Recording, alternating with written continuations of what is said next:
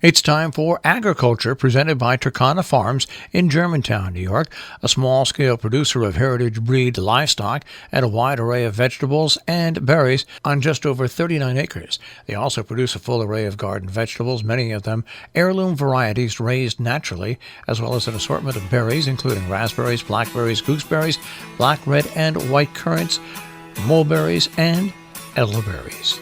And now, here's Victoria Cox. If you've taken a drive down our road recently, highly recommended now that the weather's cooled, a strange phenomenon may have caught your eye. Every pond, lake, and drainage puddle appears to be filled not with water, but with a green nubbly carpet that would look more at home in the half-finished basement of your great-uncle's 1970s time capsule house. We've been visited by an algal bloom, and none have been spared. When I first noticed the algae inhabiting our own pond, it appeared like a B-level horror villain, an acolyte of the Swamp Thing, or perhaps the Blob, encircling our fountain in its threatening grasp. Our little bubbler, aside from being beautiful to behold and pleasant to listen to, also works tirelessly to circulate nutrients and oxygenate the water. Once the algae arrived, however, the bubbler looked strangely vulnerable in its little patch of clear water, surrounded on all sides by a menacing green film. I had to investigate further. I'd marked remove algae onto my endless running to-do list as soon as I'd spotted it from my office window, and had a vague image in the back of my mind of scooping algae out by the handful, like leaves from a pool. Once I was up close, I realized this was an impossible dream. Rather than the giant colonies of string algae or muskgrass I'd encountered in the past, this was planktonic algae. Each drop of water in the pond contained an individual plant the size of a poppy seed, which amassed together to form the impression of a solid sheet.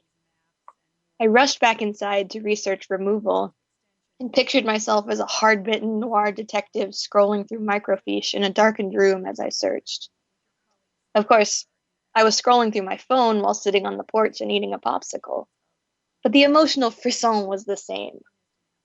Page after page flashed before my eyes, each with the same chilling verdict: no mechanical solution exists. Drat.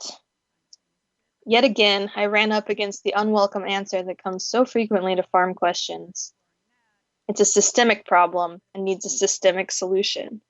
I can't fix it with my fists and a rake. Microplankton are the base of the aquatic food chain and are integral to the health of everything else in the pond, and any chemical treatment powerful enough to get rid of them would quickly get rid of everything else.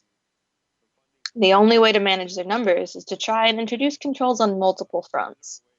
More shade will slow their growth, more pond animals will increase consumption and help keep their numbers in check, and aquatic plants can filter out the excess of nutrients that cause their numbers to explode. I was feeling pretty good about my research and the plan I'd come up with, until I glanced down and realized that the single line on my to-do list had not been checked off, and had instead multiplied unimpeded into a suffocating mat of tasks.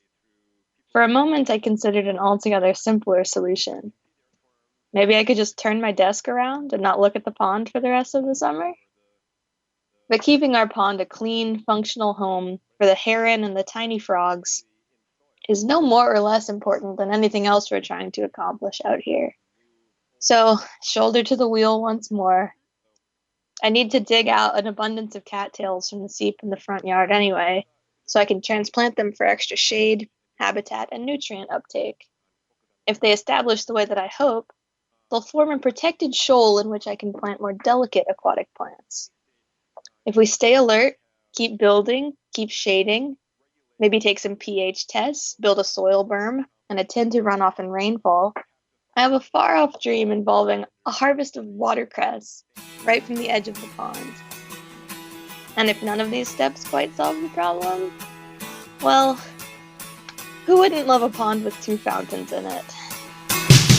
Agriculture is underwritten by TURKANA Farms, LLC, a small-scale producer of heritage-bred livestock and a wide array of vegetables and berries on just over 39 acres in Germantown, New York. More information, 518-537-3815.